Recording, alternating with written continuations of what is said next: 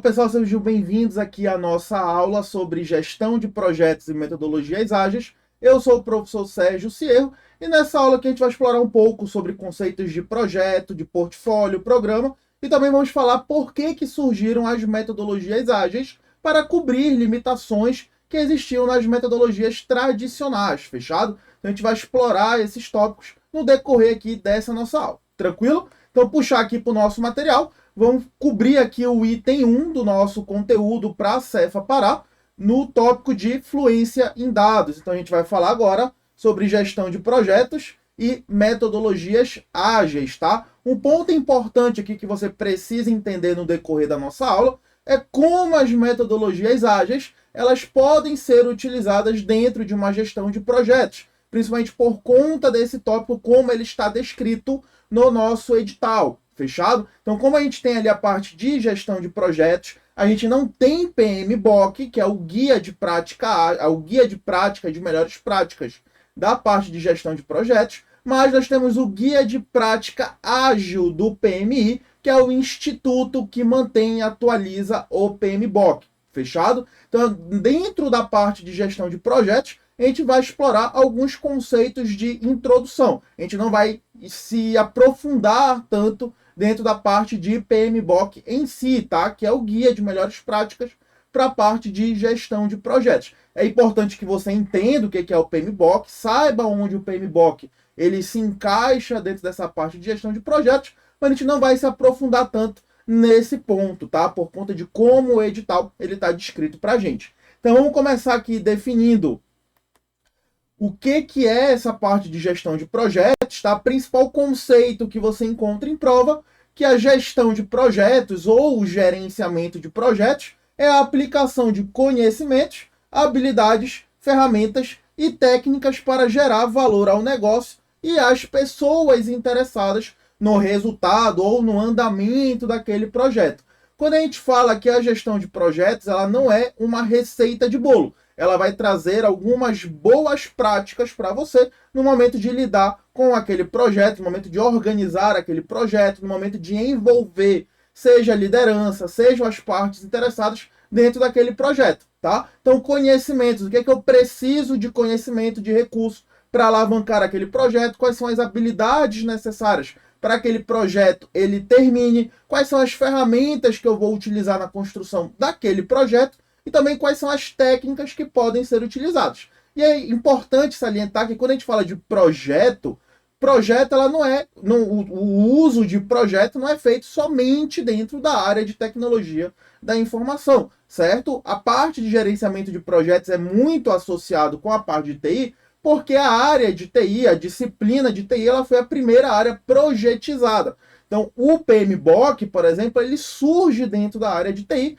mas a gente consegue observar projetos em qualquer tipo de área. Projeto de uma construção de alguma coisa, projeto de desenvolvimento de um software, o projeto de melhorar os processos internos dentro de uma organização, dentro de uma empresa.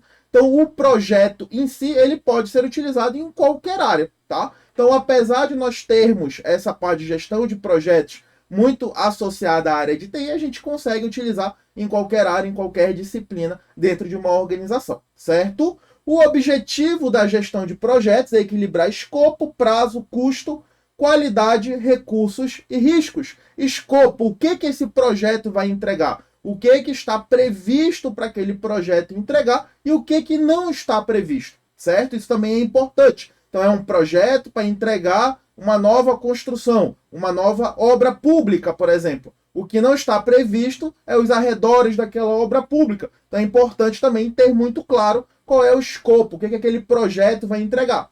Prazo, quando aquele projeto termina, certo? Uma definição que a gente vai ver aqui no decorrer da nossa aula é que o projeto ele precisa ter início e fim. Um projeto que não termina, ele não é mais um projeto. Ele perde o seu sentido, ele perde a razão de existir. Então, um projeto ele possui um fim muito claro, ele precisa ser terminado. O custo, obviamente, quanto esse projeto vai custar, quanto é previsto que ele custe, a qualidade daquele projeto, quais são os requisitos de aceitação daquele projeto. O que isso quer dizer? Então, quando o projeto entregar um produto X, uma operação Y, a gente vai aceitar o fim daquele projeto.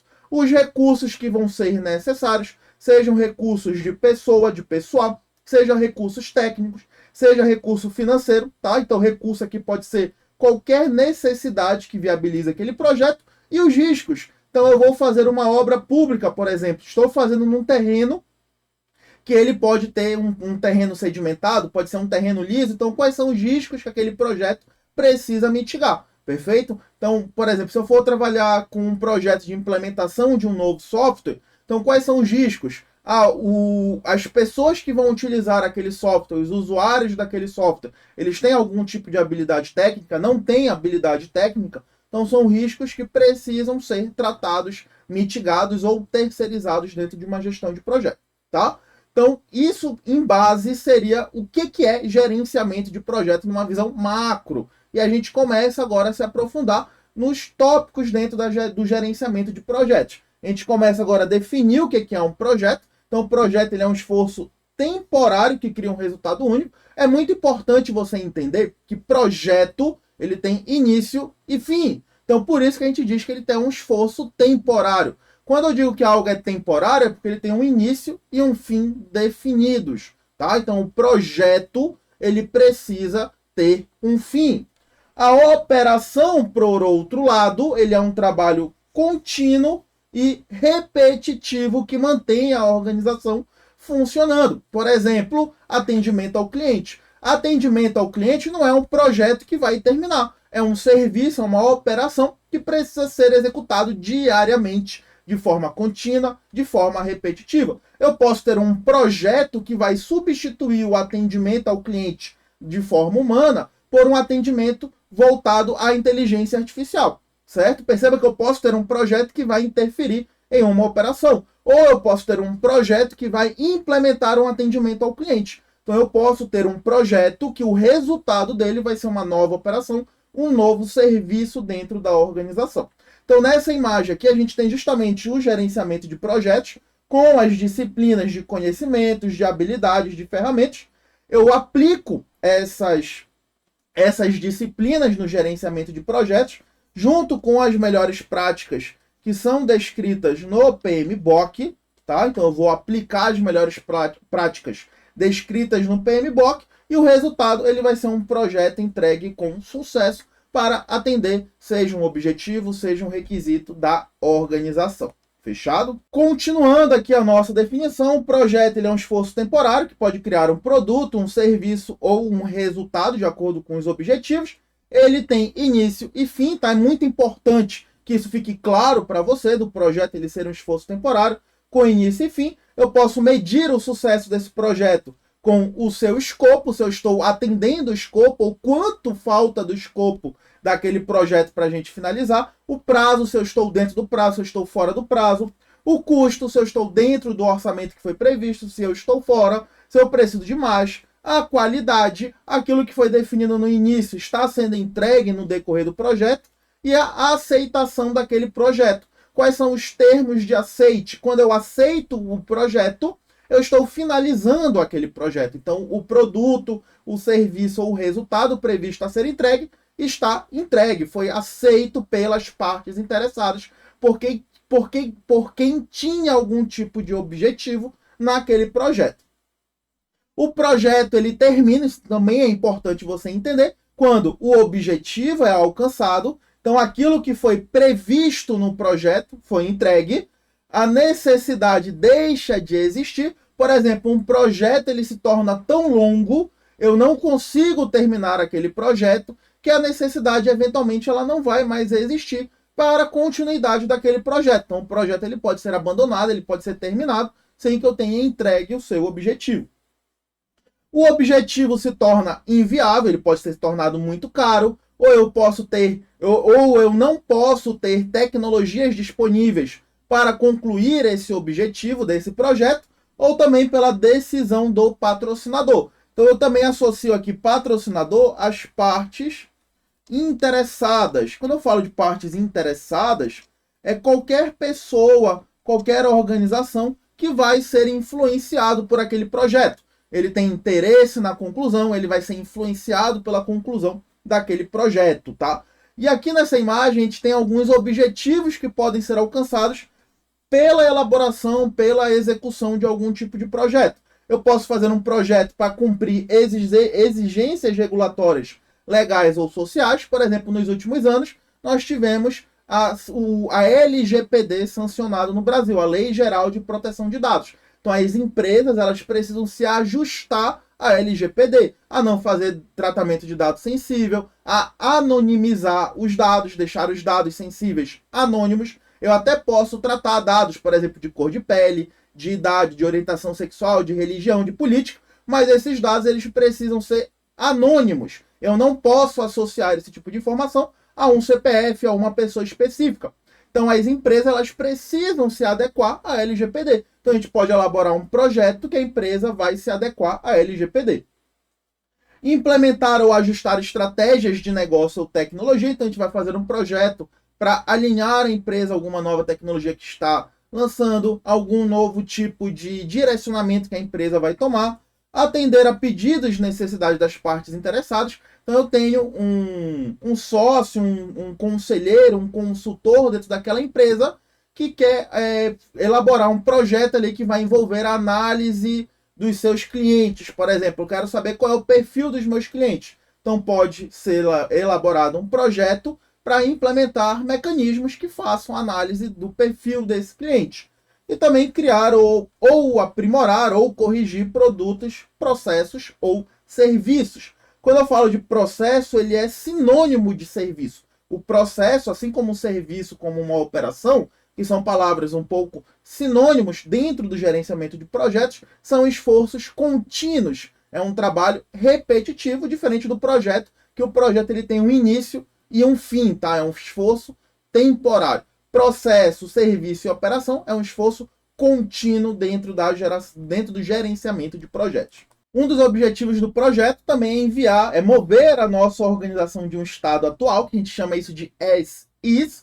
O termo as is no inglês é como é. Então, como a empresa está atualmente e para onde ela deseja se movimentar, qual é o seu objetivo em tempo futuro, que é o seu estado futuro, que é o to be, que é o para ser. Então, como a empresa ela quer ser, baseado no seu estado atual, no seu como é. Então, perceba nessa imagem que a minha organização ela sai de um estado atual, ela vai utilizar a ideia de um projeto e vai se mover para um estado futuro. Esse projeto aqui ele pode envolver de qualquer tipo de atividade, algum tipo de criar um novo produto, criar uma nova operação que vai mudar o status quo daquela organização, tá? Então a organização ela sai de um as is e vai para um estado futuro, vai para um estado to be, tá? Então são termos que a gente associa também ao gerenciamento de projetos. Dentro do gerenciamento de projetos, nós temos alguns componentes que são utilizados para agrupar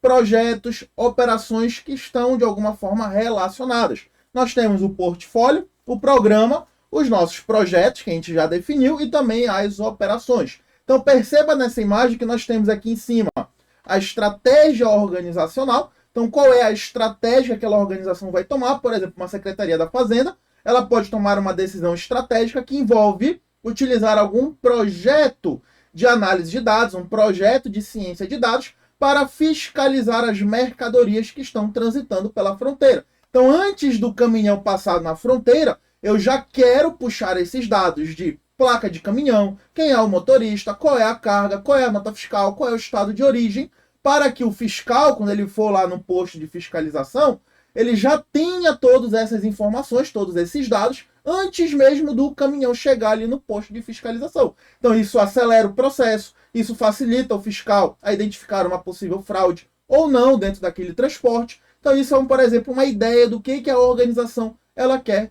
tomar um direcionamento. Então a Secretaria da Fazenda do Pará ela pode tomar uma decisão que envolva vamos utilizar mais ciência de dados, mais mineração de dados, mais análise de dados dentro das nossas rotinas, dentro das nossas operações, dos nossos processos. Então perceba que essa decisão estratégica, ela pode envolver vários projetos diferentes. Posso ter um projeto para o fiscal, posso ter um projeto ali para a parte de auditoria, Posso ter um projeto que envolva a arrecadação de impostos por parte de empresas. Então perceba que essa decisão estratégica ela pode envolver vários projetos. E esses projetos eles podem ser agrupados conforme a disciplina que ele vai envolver, se são projetos relacionados ou não, tá? E o gerenciamento disso é feito por portfólios e por programas.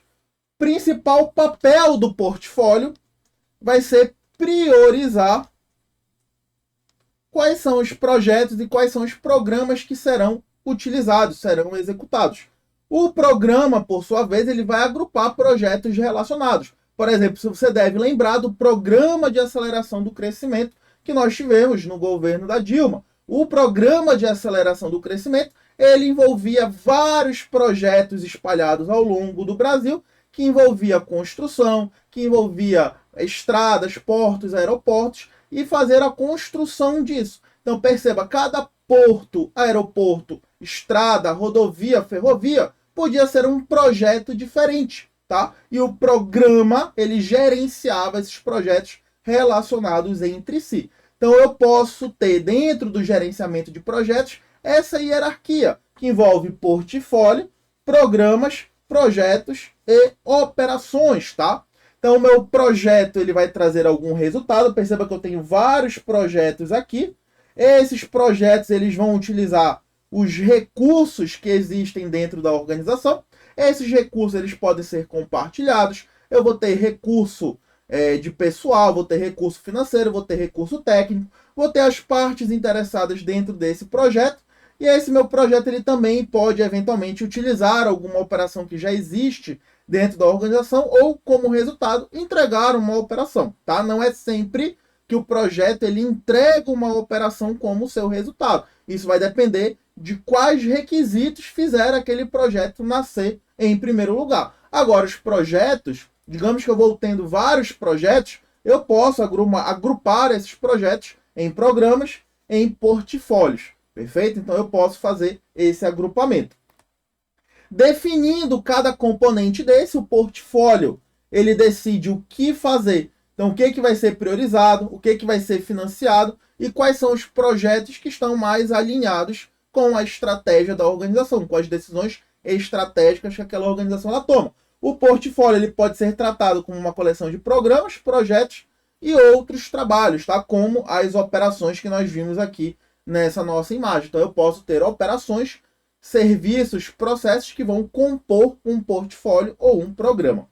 Os programas, eles organizam como integrar projetos para viabilizar benefícios. Então, dentro de um programa, basicamente nós temos projetos relacionados. Então, projetos que podem estar utilizando o mesmo recurso, projetos que têm o mesmo objetivo, por exemplo, uma modernização tecnológica. Então, a modernização tecnológica ela pode envolver vários setores, vários departamentos, várias ferramentas, várias tecnologias. Então, eu posso tratar isso com diferentes projetos para alcançar, no final do dia, a modernização tecnológica de uma organização. Tá? Então, eu posso ter um programa e esse programa ele vai orientar a modernização tecnológica de alguma organização. Então, os meus programas vão ser um conjunto coordenado de projetos relacionados. Tá? Então, os projetos, é importante que esses projetos eles se integrem dentro de um programa, que eles façam sentido juntos dentro de um programa.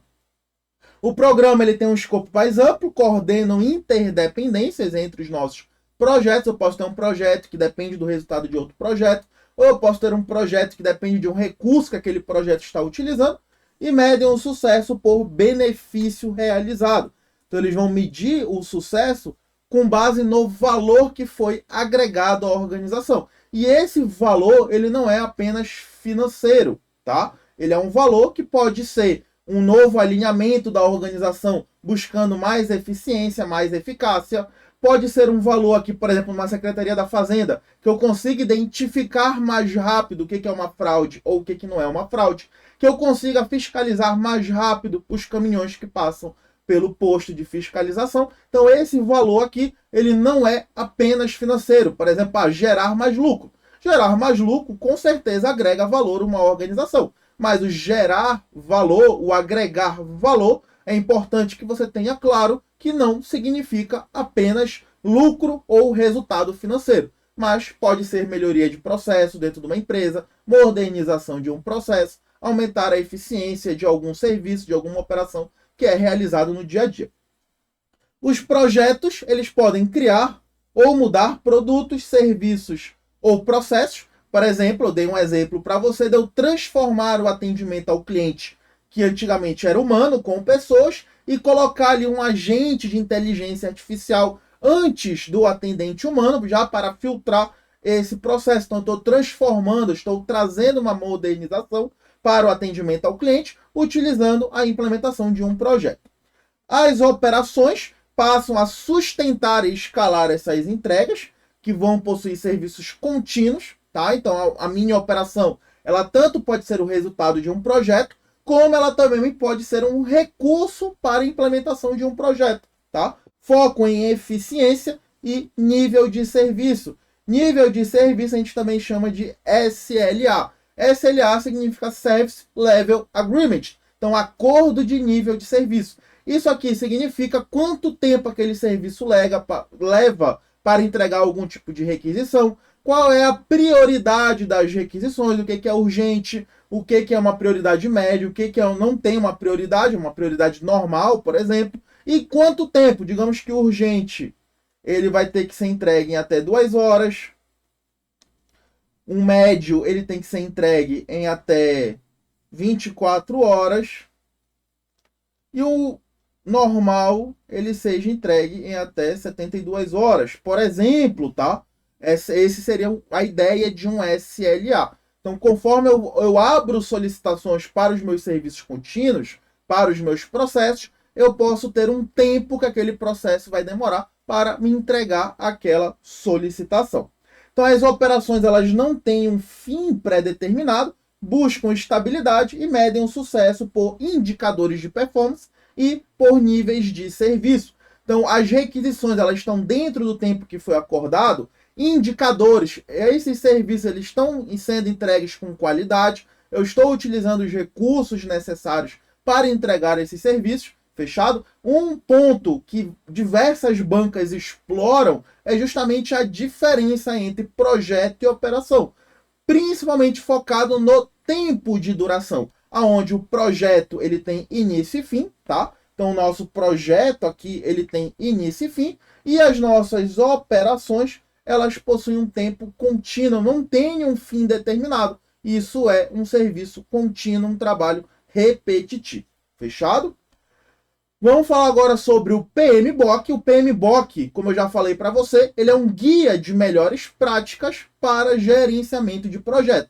A sigla significa The Project Management Body of Knowledge, então um corpo de conhecimento de gerenciamento de projeto. Então, dentro do PMBOK, que é mantido, atualizado e publicado pelo PMI, que é o Project Management Institute, ou seja, Instituto de Gerenciamento de Projeto, o PMI é ele que atualiza, é ele que mantém, é ele que lança o PMBOK, tá? Então, o PMBOK, Guia de Boas Práticas de Gerenciamento de Projetos, elaborado pelo PMI. Qual é a ideia do PMBOK? A ideia é que o PMBOK ele te ajude durante o gerenciamento de projetos. Você não precisa, por exemplo, reinventar a roda quando você precisar gerenciar algum projeto. Você pode ir lá no PMBOK e consultar o que o PMBOK ele te orienta a como lidar com a alta direção, com a liderança, como lidar com a equipe, com o recurso, como lidar com o custo, com o orçamento, com o escopo,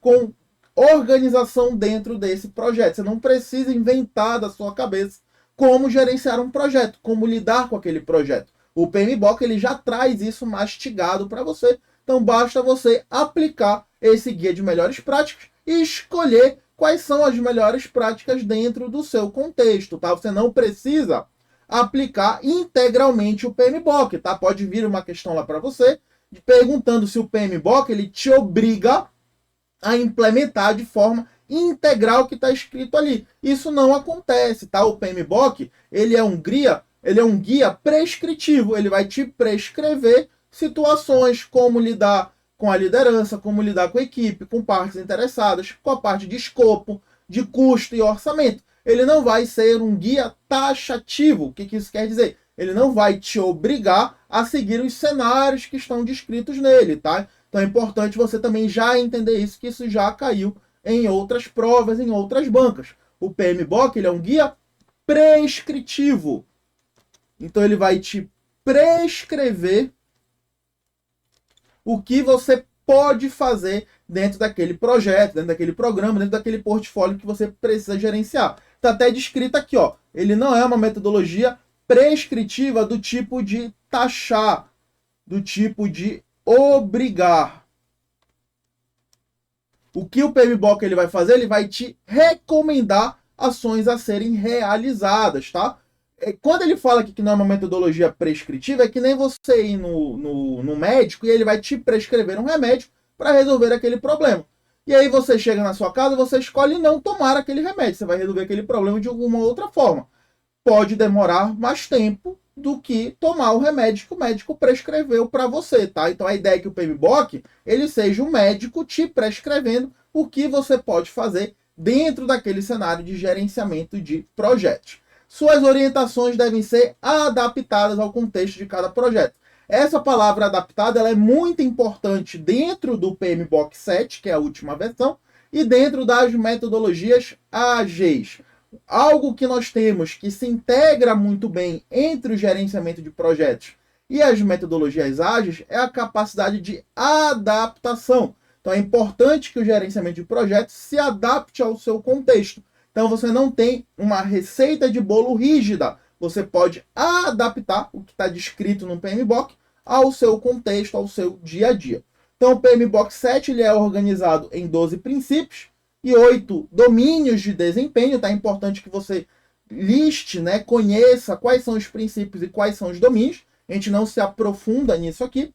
ênfase em entrega de valor e adaptação ao contexto de tailoring. Talvez o conceito de tailoring seja o mais importante lá para a sua prova, justamente porque a gente tem as metodologias ágeis sendo utilizadas em conjunto com o gerenciamento de projetos. Então, o tailoring, que é a capacidade de adaptar, isso está muito associado ao uso de metodologias ágeis.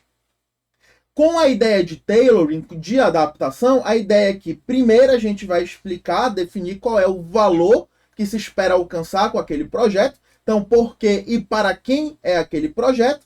E depois a gente vai definir quais são os métodos, o que e como. Então, algo muito forte nas metodologias tradicionais, que a gente vai ver mais adiante, é que a gente se preocupava muito com o método que ia ser utilizado e não com o resultado que se era desejado, com o usuário, com a pessoa, com a parte interessada que iria utilizar aquele resultado. Então, se preocupava muito mais com o método, com o processo, do que com o resultado. Com as metodologias ágeis, com a introdução do conceito de tailoring, de adaptação, a gente agora se preocupa mais com o resultado que se espera do que eu vou utilizar para alcançar aquele resultado.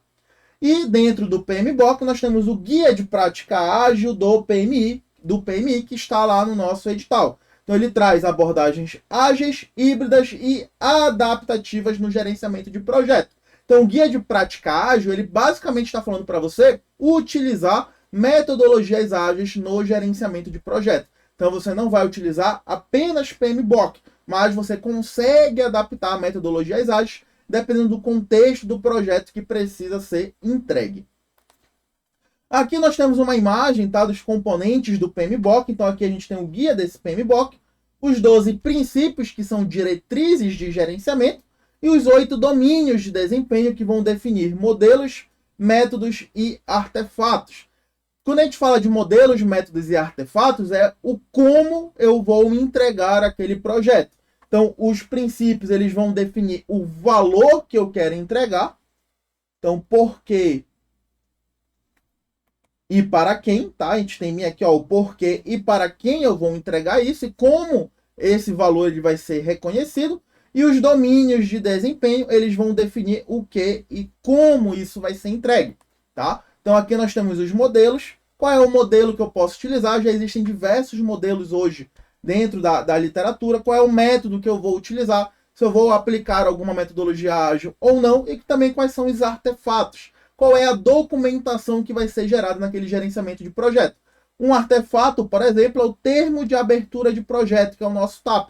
O termo de abertura do projeto ele vai indicar ali as informações iniciais do projeto. Quais são os recursos que eu preciso, seja recurso financeiro, seja recurso pessoal, qual é o escopo previsto desse projeto, tá? Qual é o escopo previsto desse projeto, quais são os riscos que foram identificados agora sobre esse projeto, perfeito? Então a gente vai começar a definir algumas informações iniciais sobre o projeto dentro dos artefatos. E isso deve ser adaptado para cada projeto com uso de tailoring, tá? O tailoring, ele não vai te dizer não utilize PMBOK, tá? Isso é importante também deixar claro. O tailoring, ele vai te dizer, por exemplo, eu tenho ali um princípio que envolve escopo, que você precisa adaptar o escopo do projeto caso enfrente algum tipo de problema. Mas dentro do contexto daquele projeto, é um escopo pequeno, claro, e já definido desde o início. Aquele escopo ele não vai ser modificado por nenhum tipo de cenário. Então eu não preciso adaptar o escopo ao meu contexto, tá? Então o tailoring, ele te orienta a usar somente aquilo que seja necessário dentro do seu contexto. Por exemplo, um termo de abertura de projeto, um projeto pode ter descrito somente os recursos e uma ideia inicial do escopo. Eu posso ter um outro projeto que eu já tenho todo aquele escopo do que precisa ser entregue. Então perceba que os artefatos eles não precisam ser iguais para todos os projetos. Eu posso adaptar isso conforme as informações que eu possuo, conforme o contexto da onde aquele projeto ele vai ser utilizado. Aqui nós temos os princípios do PMBOK, tá? A gente tem aqui, ó, os 12 princípios do PMBOK em tendência, equipe, partes interessadas, valor, visão sistêmica, liderança, tailoring, que eu acredito que seja um conceito mais importante aqui para você fixar bem, qualidade, complexidade, risco, adaptabilidade e resiliência e change, tá? Então aqui nós temos os 12 princípios do PMBOK e do lado nós temos os 8 domínios de desempenho de projetos do PMBOK, que são as partes interessadas. Então, como eu vou lidar com partes interessadas, a equipe, como eu vou gerenciar a minha equipe, a abordagem de desenvolvimento e ciclo de vida, qual é a metodologia que eu vou utilizar durante o desenvolvimento e o ciclo de vida desse meu projeto, o tailoring, como eu vou adaptar o meu projeto, modelos, métodos e artefatos, quais são os artefatos que serão utilizados, qual é o modelo que eu vou adotar, planejamento, qual é o meu escopo, quais são as minhas datas, qual é o meu prazo, trabalho do projeto, o que vai ser executado dentro daquele projeto, entrega, como eu vou definir a entrega, medição, então como eu vou avaliar se aquele projeto está evoluindo ou não, certo?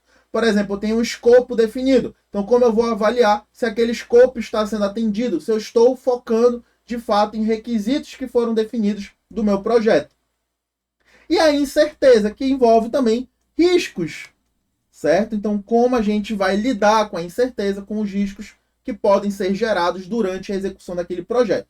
Então, o foco do PMBOK é em resultados, não em checklists de processo. Então, ele está mais preocupado no valor que vai ser gerado do que no método que está sendo utilizado.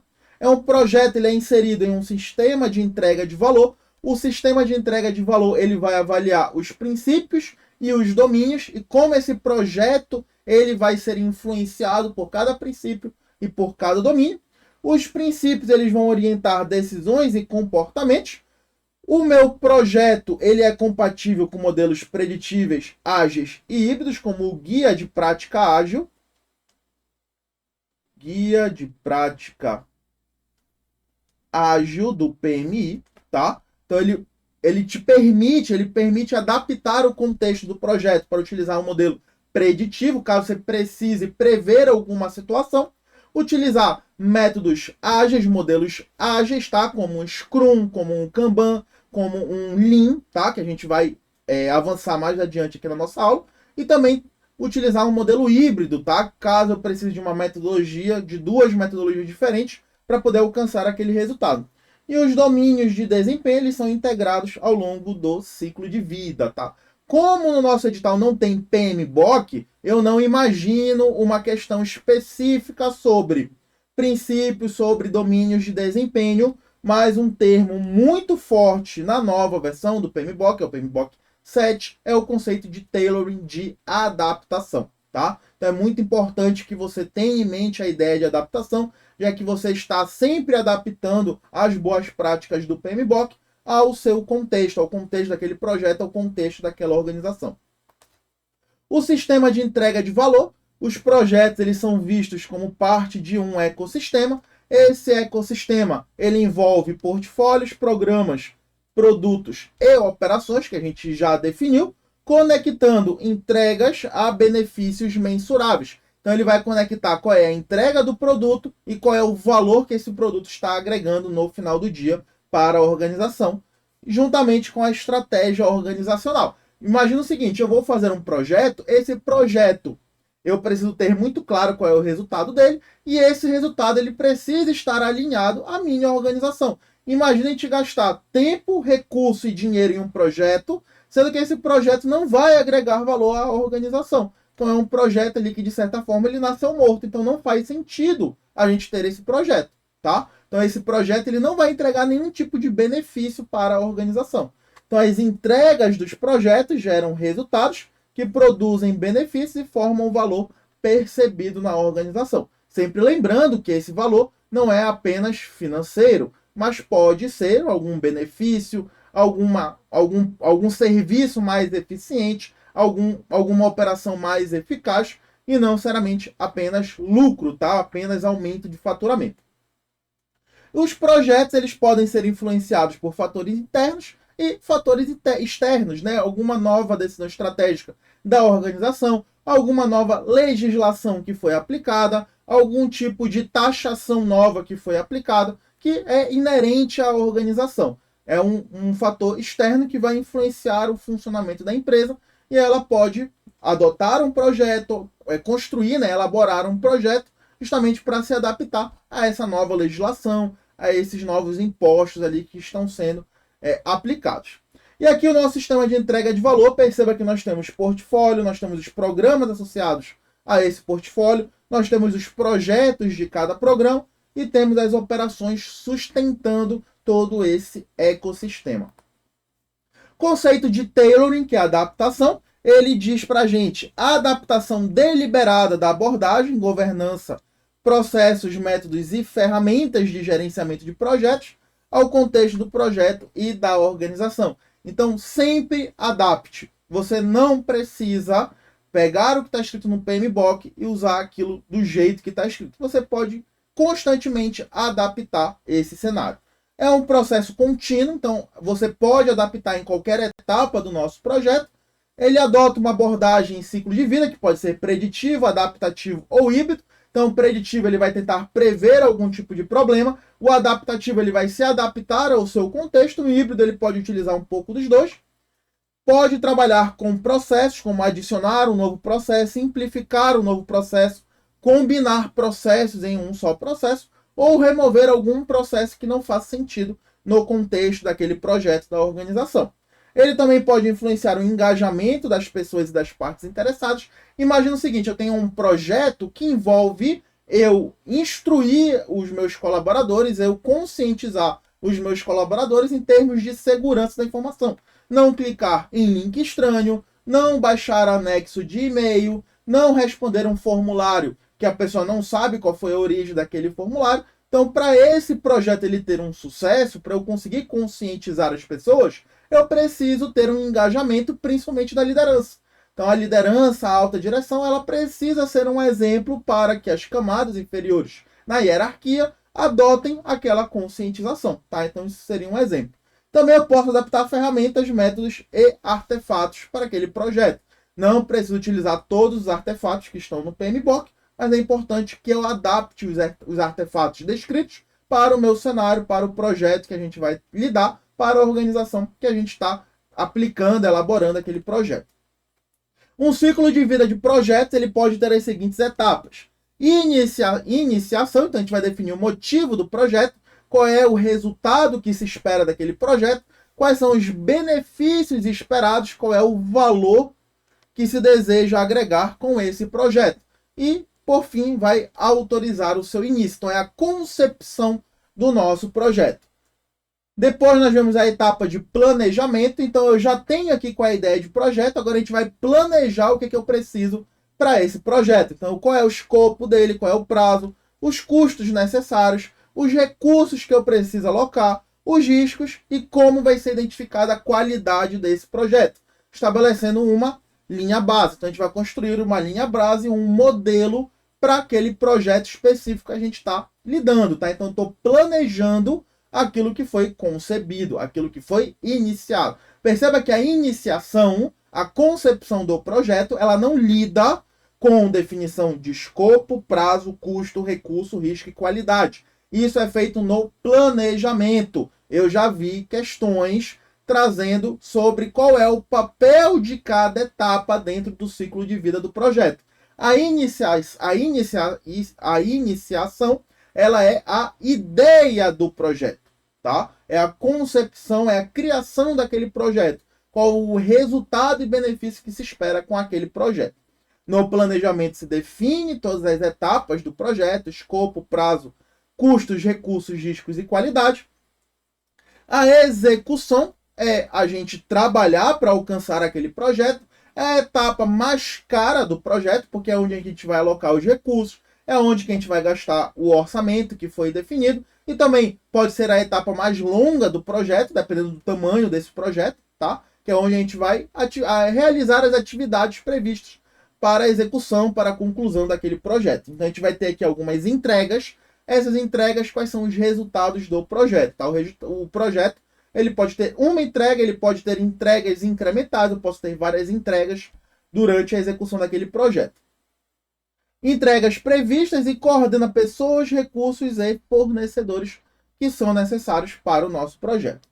Temos o monitoramento e controle, que ele vai acompanhar o desempenho e o valor desse projeto, tá? Se aquele projeto está dentro do escopo que foi definido, se ele está dentro do custo que foi definido, se ele está dentro do prazo que foi definido, então é importante a gente monitorar esse projeto. E por fim é o encerramento do projeto. Lembra o que a gente falou? O projeto ele tem início e fim. Então aqui a gente marca o início desse projeto, a sua concepção, e no encerramento a gente marca o fim daquele projeto. O fim ele pode ter sido por todas as entregas já terem sido realizadas, o cliente ou a parte interessada aceitar o fim do projeto, tá? A gente tem a entrega do resultado. A gente vai registrar as lições aprendidas no decorrer daquele projeto, tá? Por exemplo, a gente utilizou um método, mas foi identificado que aquele método gerou uma lentidão no processo do projeto. Então isso pode ser uma lição aprendida de adaptar melhor o método ou não utilizar mais aquele método para projetos futuros.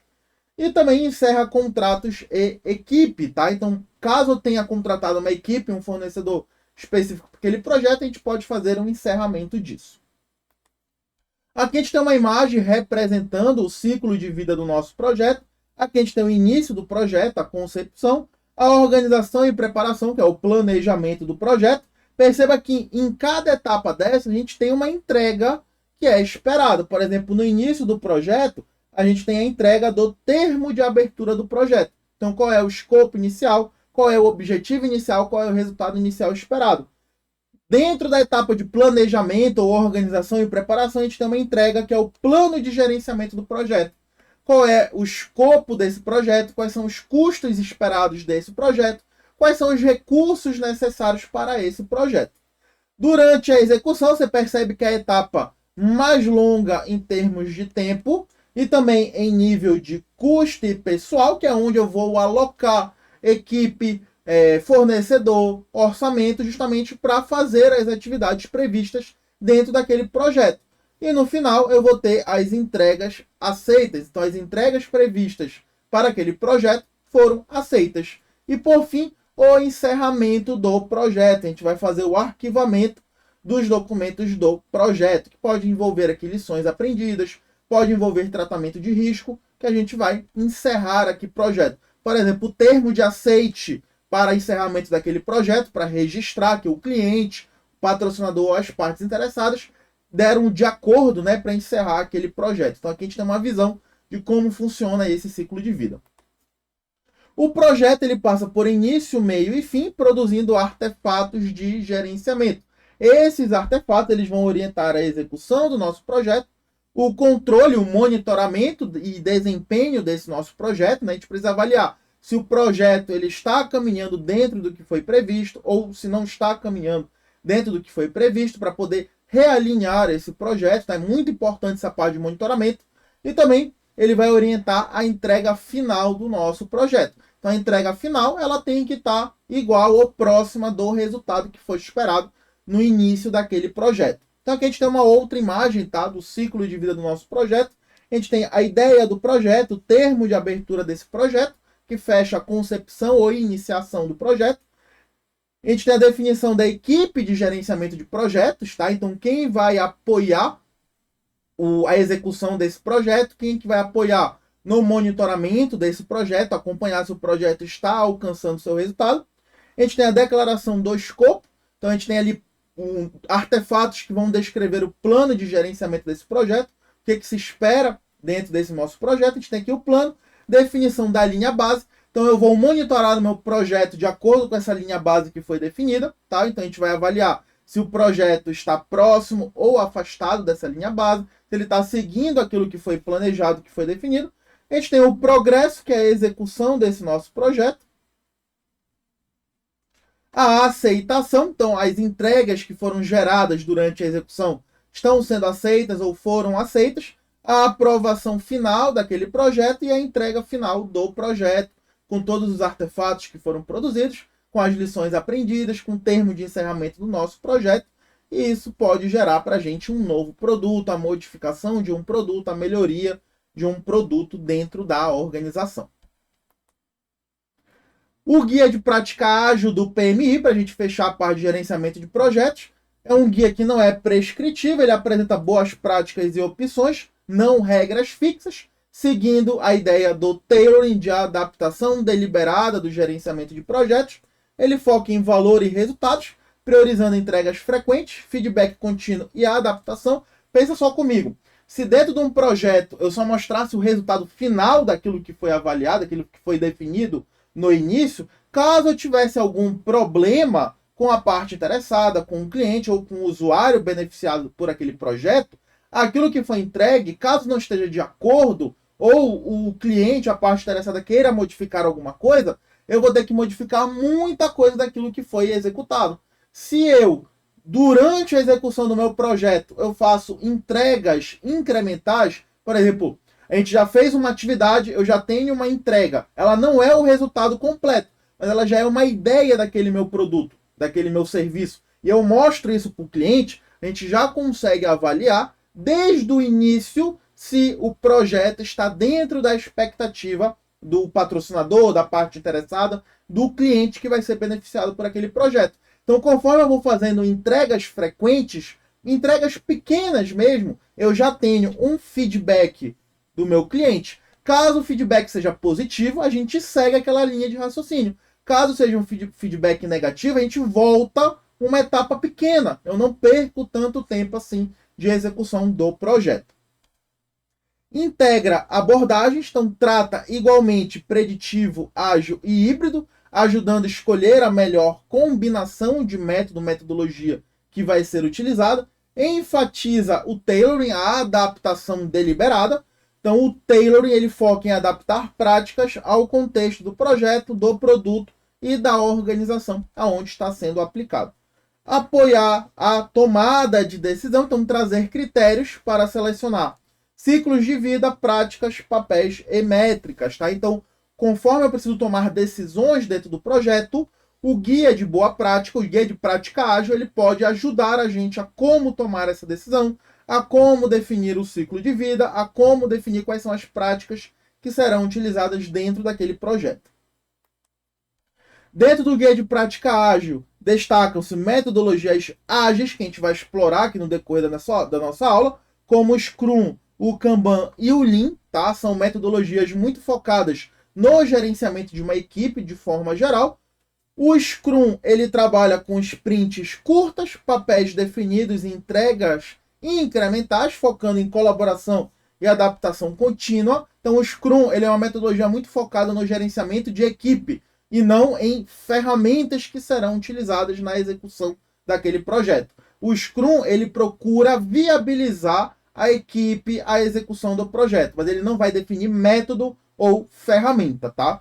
O Kanban ele gerencia o trabalho por um fluxo visual contínuo. Então a ideia do Kanban, como a gente vai ver, é trabalhar com quadros, e dentro de cada quadro desse a gente vai ter cartões. Cada cartão será uma atividade a ser entregue dentro do gerenciamento de projetos, sem iterações fixas, sendo ideal para demandas variáveis. A gente também tem o Lean, que ele prioriza a eliminação de desperdícios, ou seja, eu não ter retrabalho, eu não ter atividades duplicadas, eu ter duas pessoas fazendo uma mesma atividade, eu consigo evitar desperdício, então eu consigo focar melhor no resultado do projeto.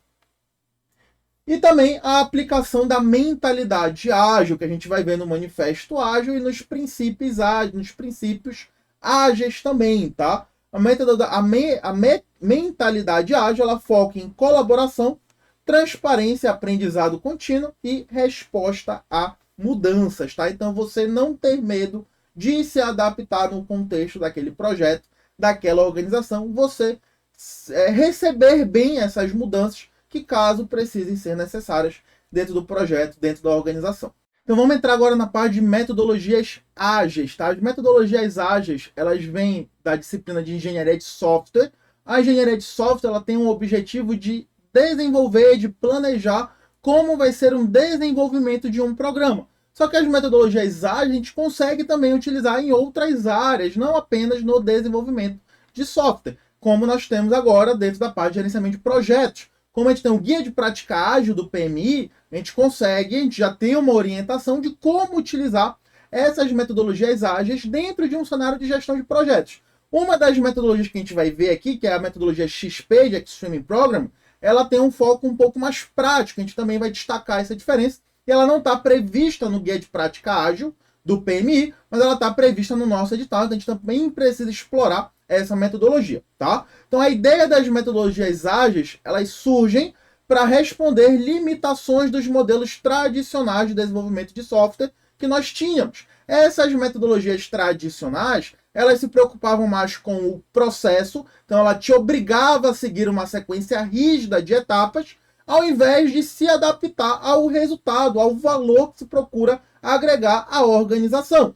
Então, as metodologias ágeis, elas trazem um planejamento um pouco mais flexível e uma alta capacidade de adaptação, justamente respondendo essas limitações que eu destaquei aqui para você das metodologias tradicionais. As metodologias tradicionais, elas seguiam uma sequência de etapas rígidas, fixas, definidas, onde a gente tinha, por exemplo, tá? Isso aqui não é um modelo padrão para todas as metodologias tradicionais, mas é um modelo representativo, tá? Todas as metodologias tradicionais a gente tinha a etapa para desenhar aquele nosso projeto, então a iniciação, a concepção do nosso projeto, o planejamento, a execução do software, do programa, a parte de teste do programa e, por fim, a implantação desse software, desse programa em um ambiente de produção. Então essas etapas eu precisava seguir uma sequência linear. Eu só conseguia passar para a etapa de planejamento depois que eu desenhasse todo esse software. Eu só conseguia passar para a etapa de execução depois que eu planejasse todo esse software. Se surgisse algum novo requisito, uma nova necessidade, uma adaptação, eu não conseguia voltar em etapas anteriores. Eu precisava seguir isso até o fim, ter uma entrega daquele produto incompleto, sem aquela necessidade que foi definida no decorrer do desenvolvimento, e depois eu iniciava um novo ciclo de desenvolvimento. Então, essa era uma limitação que prejudicava bastante os programadores, os desenvolvedores, quando nós tínhamos somente as metodologias tradicionais.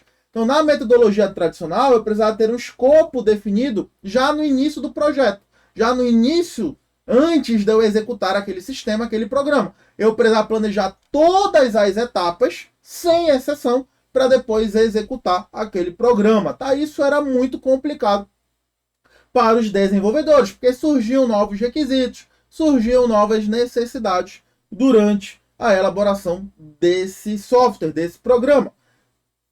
Ele tratava com um planejamento antecipado, então tinha que tentar prever tudo antes de executar, e também a entrega era somente no final desse ciclo de vida. Se o cliente, se o usuário, se a parte interessada não gostasse daquela entrega final, eu tinha que voltar desde o início daquela sequência de etapas, tá? Eu não conseguia somente adaptar isso, porque as metodologias tradicionais elas eram muito mais focadas em seguir esse processo linear, essa sequência rígida, do que se adaptar ao valor que aquele resultado pode entregar para a organização. E aí surgem as metodologias ágeis a partir do Manifesto Ágil. Então, vários engenheiros de software se reuniram e definiram alguns valores em resposta às metodologias tradicionais. Então, a ideia do Manifesto Ágil, a ideia de um manifesto, né, é ser um documento em protesto a alguma coisa.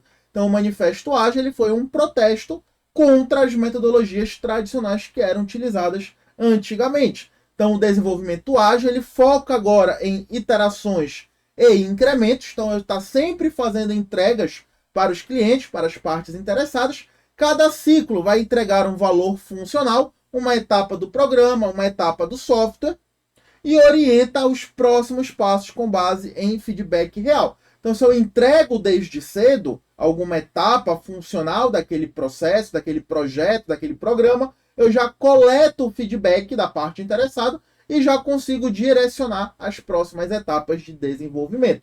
Então, os valores do Manifesto Ágil, eles tinham o seguinte, a gente tem o seguinte, indivíduos em interação, mais que ferramentas e processos. Então, o desenvolvimento ágil ele vai focar mais nos indivíduos, nas pessoas, e na iteração do programa, o que vai ser entregue pelo programa, por aquele ciclo, tá, de desenvolvimento. Software funcionando, mais que documentação abrangente. Então, ao invés da gente planejar todas as etapas no início do desenvolvimento, a gente vai focar em entregar um incremento, uma entrega já funcional daquele software, e depois a gente documenta, tá? Então, ele vai focar primeiro a ter alguma coisa funcionando, e depois vai ter uma documentação um pouco mais enxuta. Colaboração com o cliente mais que negociação de contratos significa o seguinte, eu quero que o meu cliente ele enxergue esse software funcionando o mais cedo possível, porque ele já me dá um feedback e eu já direciono os próximos ciclos de iteração de desenvolvimento. Se eu me preocupo só com a negociação de contratos, a gente vai entregar somente um produto no final daquele ciclo de vida, onde a gente vai ter a entrega completa conforme o que foi definido em contrato. Então não abre brecha ali para uma adaptação, para um feedback do cliente, não. Você se restringe ao que está no contrato, entrega o que está no contrato, e nem sempre isso é o valor esperado pelo cliente. Responder a mudanças, mas que seguir um plano. Como as metodologias tradicionais elas eram um processo linear, elas te obrigavam a seguir uma sequência de etapas. As metodologias ágeis, a partir do Manifesto Ágil, ela se preocupa mais em responder a mudanças, em ser adaptável a um contexto daquele desenvolvimento, ao contexto do projeto, ao contexto da organização, tá? Um ponto importante aqui a respeito desse segundo valor é que isso aqui ele não define que eu não vou documentar nada se eu estiver utilizando uma metodologia ágil. Sim, eu vou documentar, mas a documentação ela será mais enxuta, tá? Por que isso? Na metodologia tradicional, a gente se planejava tudo no início. Então, já teria que ter uma documentação muito abrangente antes de começar a desenvolver. Então, aqui a gente troca a ordem dessas coisas. Então, a gente já tem algum software funcionando e depois a gente documenta no decorrer ali dos ciclos de vida de entrega desse programa. Nossa maior prioridade é satisfazer o cliente através de entrega contínua e adiantada, tá? Aqui a gente tem mais ou menos a definição sobre cada valor de mudanças. Então, mudança nos requisitos são bem-vindas. Então, caso precise mudar, a gente se adapta a essa mudança. Então, os processos ágeis, eles tiram vantagem das mudanças, visando vantagem competitiva para o cliente. Então, se eu preciso mudar alguma coisa, o processo ágil ele não vai impor algum tipo de restrição a essa mudança. Entregar frequentemente software funcionando, de poucas semanas a poucos meses, com preferência a menor escala de tempo. Então, se eu entrego um software funcionando, não precisa ser o software completo, mas uma parte do software, que a gente chama de MVP, que é o menor produto viável, o mínimo viable product, eu já consigo que o cliente ele use alguma coisa do software que ele planeja, que ele está esperando, e ele já me dá um feedback rápido sobre aquela entrega, aquele incremento que está sendo mostrado para ele. Pessoas de negócio e desenvolvedores devem trabalhar diariamente em conjunto por todo o projeto. Se o desenvolvedor ele nem sempre entende do negócio que aquele programa procura responder, então o cara do negócio ele consegue já dar alguns feedbacks para o desenvolvedor, ele já consegue auxiliar o desenvolvedor na construção daquele programa, na construção daquele sistema. Construir projetos em torno de indivíduos motivados, então dê a eles um ambiente e o suporte necessário e confie para ele fazer o trabalho. Um termo muito importante que a gente tem na metodologia ágil é que os desenvolvedores, a equipe de desenvolvimento, ela seja auto-organizável ou autogerenciável. Então eu vou deixar a critério do desenvolvedor, a critério do programador, ele mesmo gerenciar o seu tempo, contando que ele entregue aquele incremento, aquela parte que é responsabilidade dele, dentro do tempo que foi determinado, dentro do tempo que foi previsto. O método mais eficiente e eficaz de transmitir informações para e entre uma equipe de desenvolvimento é através de conversa face a face. Antes de nós termos essas ferramentas de colaboração que existem hoje, como Teams, um Zoom, um WhatsApp, isso a gente não tinha no passado, quando o Manifesto Ágil surgiu, quando os princípios ágeis surgiram. Então, antes a gente lidava muito por e-mail. Então, ao invés de você lidar com mudanças, de conversar por e-mail, que aí você acaba, às vezes, perdendo ali a sensibilidade, não entendendo o tom que aquele e-mail pode estar sendo transmitido. Então, a metodologia ágil, o manifesto ágil, os princípios ágeis, eles focam em uma conversa face a face, tá? Que você não dependa de e-mail, mas sim que você converse, seja com a pessoa de negócio, seja com o cliente, seja com aquele recurso que você está precisando interagir durante aquele ciclo de vida de desenvolvimento, tá? Então, você foca em conversar mais com as pessoas ao invés de só enviar e-mail. Hoje você não precisa estar presencialmente, face a face, a gente consegue fazer isso através de ferramentas de colaboração. Software funcionando é a medida primária do progresso, então a gente vai avaliar se o que foi planejado está sendo entregue com base no software que está funcionando. Os processos ágeis promovem um desenvolvimento sustentável, então os patrocinadores, desenvolvedores e usuários devem ser capazes de manter um ritmo constante indefinidamente, então está sempre lidando com entregas incrementais, entregando software em funcionamento. Não precisa ser o programa completo, pode ser parte desse programa. Contínua atenção à excelência técnica e bom design aumenta a agilidade. Então, se a gente utiliza um projeto muito bom para o desenvolvimento daquele software, a gente consegue entregar aquele software de forma mais rápida, de forma mais ágil. Simplicidade, então a arte de maximizar a quantidade de trabalho não realizado é essencial. A gente tem até um termo engraçado na tecnologia da informação sobre a simplicidade, que é o termo KISS, que você pode traduzir como um beijo, mas significa Keep It Simple Stupid, ou seja, mantenha isso simples estúpido. Então, trate projeto, desenvolvimento de uma forma simples, não traga complexidade aonde não precisa, tá? Então faça com o que você já tem, faça com o que você já sabe, não espere aprender algo complexo para entregar um incremento de software, entregar uma atividade do projeto. As melhores arquiteturas, requisitos e designs emergem de equipes auto-organizáveis, tá? Então confie nos desenvolvedores, confie nas pessoas, nas partes interessadas para entregar aquilo que foi solicitado, sendo que deixe a cargo dele se auto-organizar, não seja microgerenciador, não fique gerenciando cada etapa, cada ciclo que aquele desenvolvedor faz.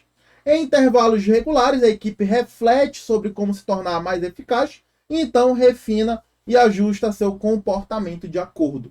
Então, eventualmente, é importante ter uma reunião, trazer lições aprendidas dentro daquele ciclo de interação e refinar e ajustar conforme for aumentar a eficiência e a eficácia da equipe. Então, esses são os princípios, tá, das metodologias ágeis do Manifesto Ágil. Assim como nós temos 4 valores que foram definidos, nós também temos esses 12 princípios, tá? Então, 1, 2, 3, 4, 5, 6, 7, 8, 9, 10, 11, 12 princípios que foram definidos junto com o Manifesto ágil. E aí nós entramos agora nas metodologias ágeis. Então a primeira metodologia que a gente vai lidar é a metodologia do XP. A metodologia XP, ela foca mais no ponto de vista prático do que gerenciamento de equipe, tá? O XP, ele foca muito mais no pedaço de software que vai ser entregue do que no gerenciamento da equipe que está trabalhando nesse pedaço. Então, no Extreme Programming, no XP, cada ciclo ele vai gerar um incremento funcional daquele software que está sendo trabalhado. Eu vou coletar o feedback do cliente, então vou entender se aquele incremento está de acordo e promove um aprendizado e melhoria contínua, facilitando adaptações e mudanças. Se aquele incremento não estiver de acordo, a gente muda. Se ele estiver de acordo, então as próximas etapas, a gente pode seguir conforme esse feedback. Tem um novo incremento? Mostro para o cliente e o cliente já vai dar o feedback para a gente. A metodologia XP diz respeito a práticas integradas de engenharia de software. Tá? Então, dentro do XP, nós temos várias práticas que podem ser utilizadas em cada etapa do ciclo de desenvolvimento de uma entrega, de um incremento do programa. Tá? Então, essa imagem aqui, nós temos o ciclo utilizado dentro do XP. Então, nós vamos ter o planejamento.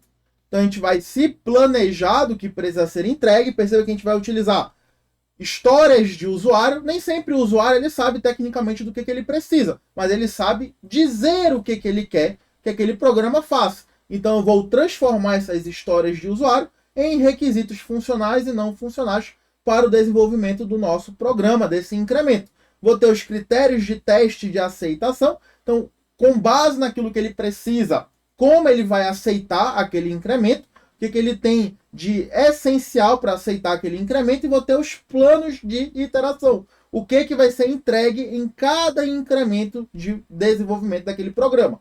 Depois nós temos o projeto. Dentro do projeto, a gente vai transformar as histórias de usuário para os requisitos que nós temos através de cartões CRC. E a gente vai trabalhar agora com protótipos. Então, quais são os protótipos que vão ser criados para eu mostrar já o software funcionando para o nosso usuário? Depois nós temos a codificação, que é onde eu vou, de fato, gerar código para aquele programa, onde a gente vai desenvolver, de fato, aquele incremento, aquela entrega prevista para aquele ciclo. Podemos trabalhar com programação em dupla, tá? Eu vou ter duas pessoas trabalhando em código, e essas duas pessoas elas podem trabalhar em qualquer etapa do código, tá? Eu posso ter mais de um par trabalhando em códigos diferentes, aonde depois eu preciso integrar tudo isso, certo? Aqui na refatoração é onde a gente vai integrar todos esses códigos que foram gerados dentro da equipe. Por fim, aquilo que foi gerado a gente vai testar para avaliar se o código ele está gerando o resultado esperado. A gente vai ter testes de unidade, testes de integração. Teste de unidade, eu vou avaliar somente aquela função que foi desenvolvida. Teste de integração, quando a gente integra diferentes códigos, se o resultado daquilo é o que é esperado. E também teste de aceitação. Então, o que é aquele conjunto, o que é aquela entrega, o que é aquele incremento precisa entregar para ele ser aceito, tá? E o que a gente vai ter aqui como resultado? Um incremento de software. Pode ser uma tela de login, pode ser uma tela de busca, pode ser uma tela de botões que vão existir dentro daquele software. Então, eu já mostro isso para o cliente, esse incremento funcional, tá? Funcionando. Eu vou coletar o feedback do cliente e vou avaliar as próximas etapas de desenvolvimento. Aqui nós temos alguns conceitos importantes sobre a parte do Extreme Programming, do XP. A ideia é que a gente tenha um software funcionando, simples e de alta qualidade, que eu atendo os requisitos e os testes que foram desenvolvidos, com feedback rápido, forte disciplina técnica e colaboração intensa com o cliente. Então, eu estou sempre mostrando o que está sendo entregue para o cliente, para ele já me dar o feedback dele.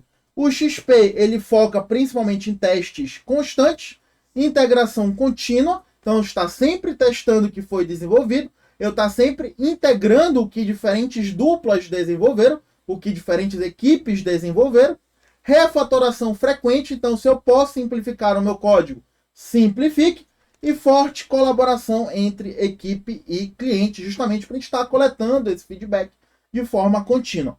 Se uma prática é boa, faça o tempo todo. Negócio decide o que fazer, equipe decide como fazer. Então perceba que a área de negócio ela vai decidir o que ela quer naquele programa. Agora, como aquele programa vai fazer, é a equipe de desenvolvimento que vai definir.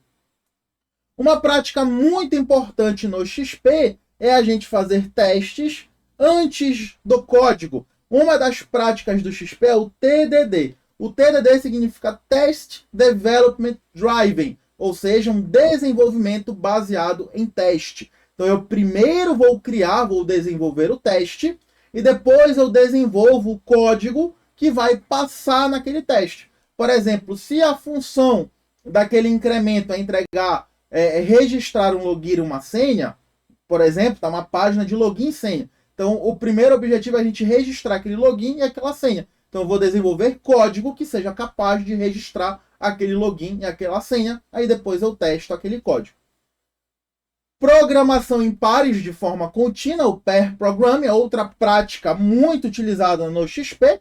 E o MVP, o nosso menor produto viável, tá? Que é justamente eu entregar software funcionando o mais cedo possível. E a partir dessa entrega, a gente vai evoluindo conforme o aprendizado. E esse aprendizado ele é direcionado principalmente pelos feedbacks dos clientes.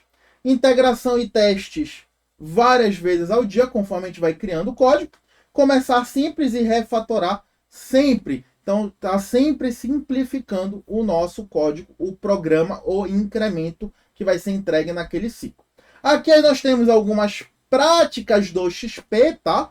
Princípios do XP que podem cair lá na sua prova, como se fossem orientações do uso do XP. Se revisar código é bom, revise o tempo inteiro. Programa em pares. A ideia da programação em pares, vai ter um cara que vai criar o código e você vai ter um cara que vai revisar aquele código que foi criado.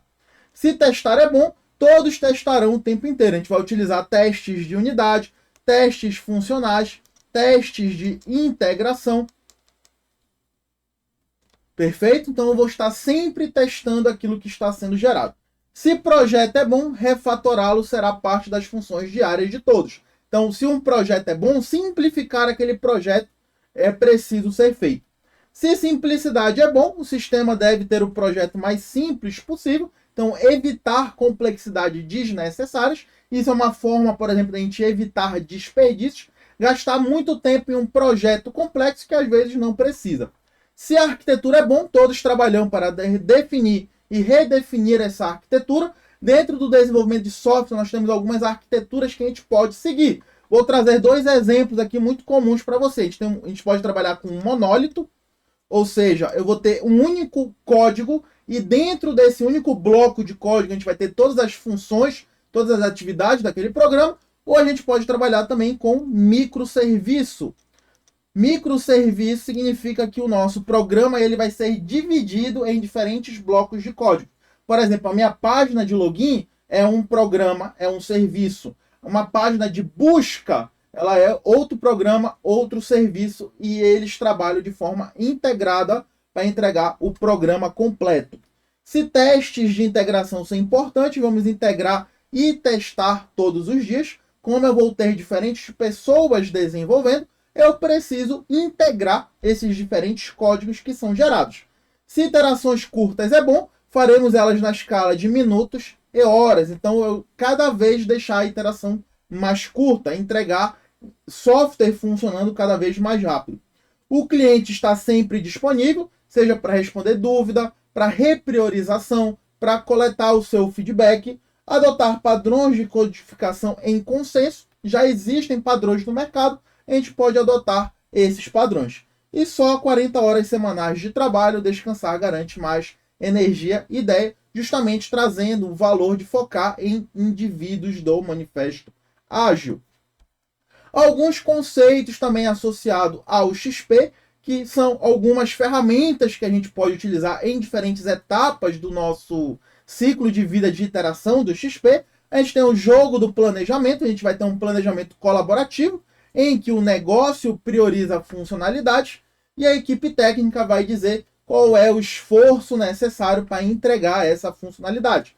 A gente vai trabalhar com pequenas versões, com small releases, Então, entregas frequentes de pequenas versões funcionais, permitindo feedback rápido e redução de custo.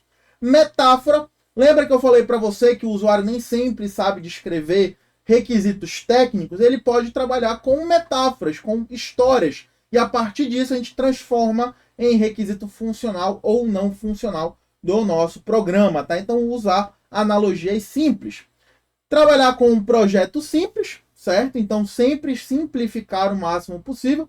Não trazer complexidades desnecessárias, tá? Evitando complexidade desnecessária.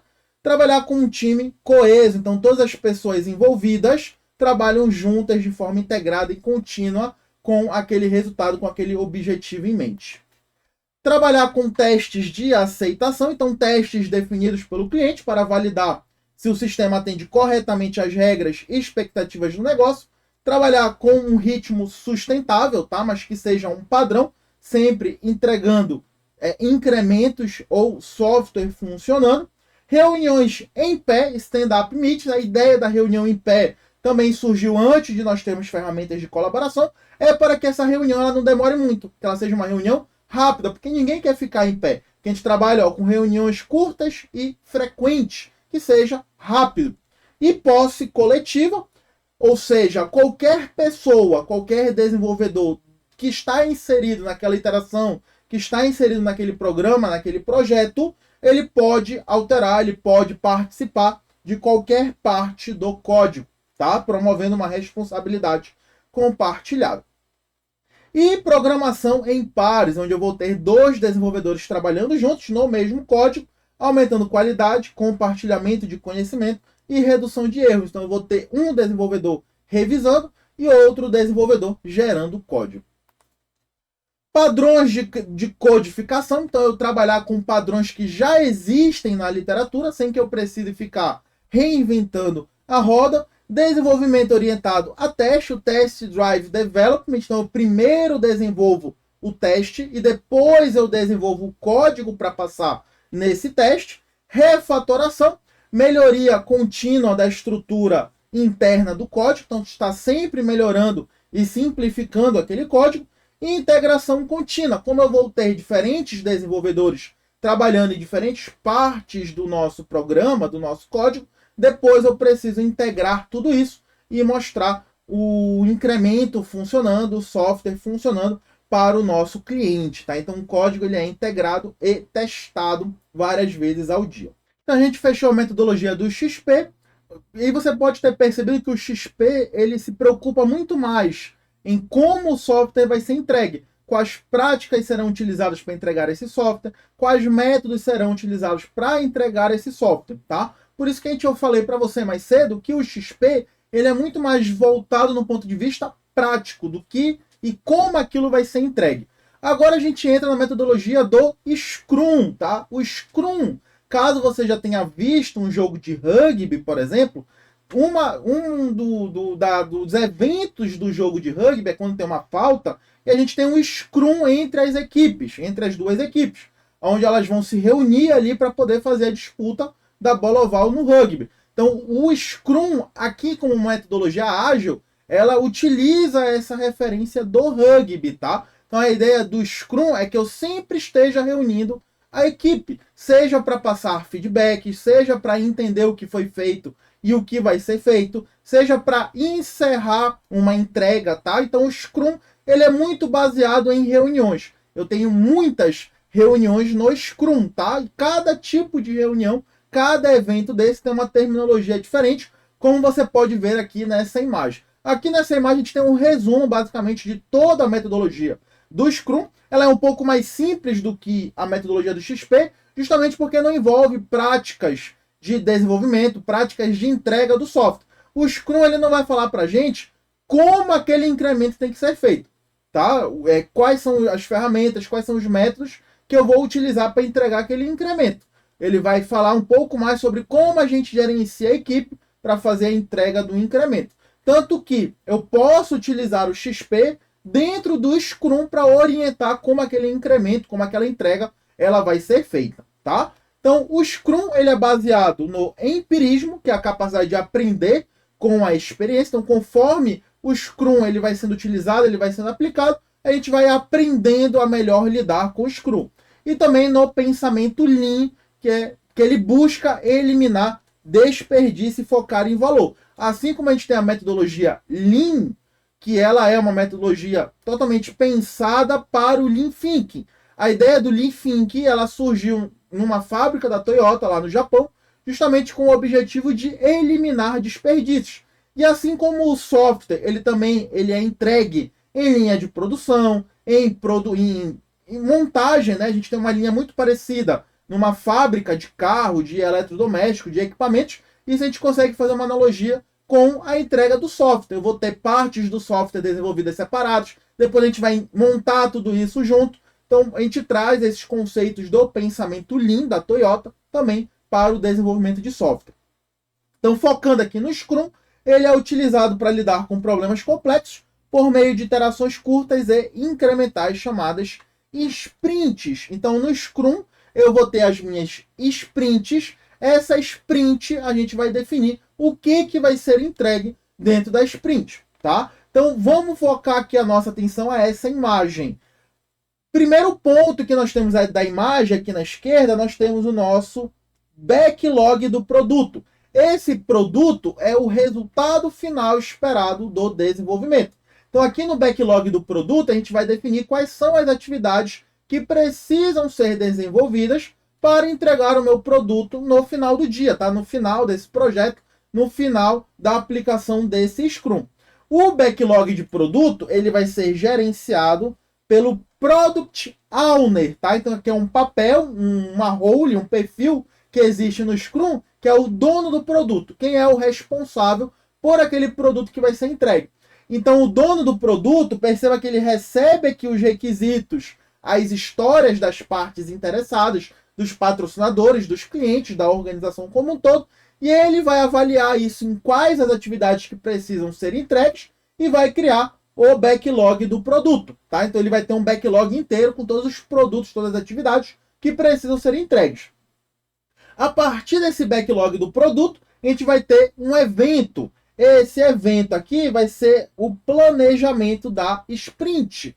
Então essa reunião vai envolver o dono do produto, vai envolver o Scrum Master, tá? Que é a pessoa responsável por garantir que o Scrum esteja sendo aplicado, e também com o time de desenvolvimento. Então vai ocorrer um evento, uma reunião, que eles vão planejar o que vai ser feito naquela sprint. A ideia é que a sprint ela tem uma duração de 1 a 4 semanas, seja uma iteração curta, e dentro dessa sprint algumas atividades vão ser executadas. No planejamento da sprint, no Sprint Planning, que é uma reunião, é um evento, a gente vai definir o Sprint Backlog. Então, quais são as atividades que vão entrar no backlog daquela sprint? Então, o que vai acontecer?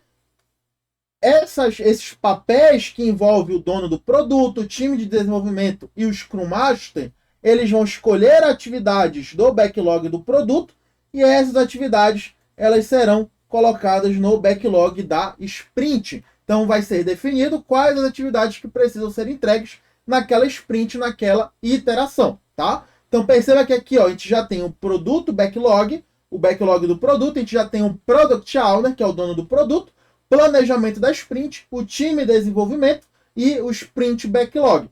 As atividades foram colocadas no backlog da sprint, então nós vamos ter agora iterações iterativas e incrementais de desenvolvimento e entrega dessas atividades. Então dentro de cada sprint, dentro da sprint como um todo, a gente procura agora entregar todas as atividades que foram planejadas no backlog da sprint. Então, dentro da minha sprint, diariamente eu vou ter uma Daily Scrum, que é uma reunião diária entre o Scrum Master e o time de desenvolvimento para entender o que foi feito no dia anterior e o que vai ser feito nesse dia. Algumas provas já trouxeram uma variação da Daily Scrum, que é a Daily Stand-Up, certo? Para fazer essa reunião em pé. A ideia é que a daily ela dure até 15 minutos. Seja uma reunião rápida, apenas para entender o que foi feito e o que vai ser feito no dia, tá? Não na sprint, mas sim no dia. A ideia inicial da Daily, antes de nós termos as ferramentas de colaboração, é que ela fosse uma reunião cara a cara, em pé e rápida.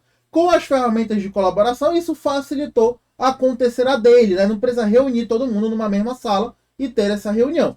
Então, dentro da Daily, a gente vai avaliar o que foi feito no dia anterior e o que vai ser feito no dia atual. Conforme as atividades vão sendo entregues, nós vamos ter um evento chamado Product Backlog Refinement. Então, eu vou refinar o backlog do produto. Por quê? Uma atividade pode ser entregue, uma nova demanda, um novo requisito, uma nova mudança pode ter sido identificada.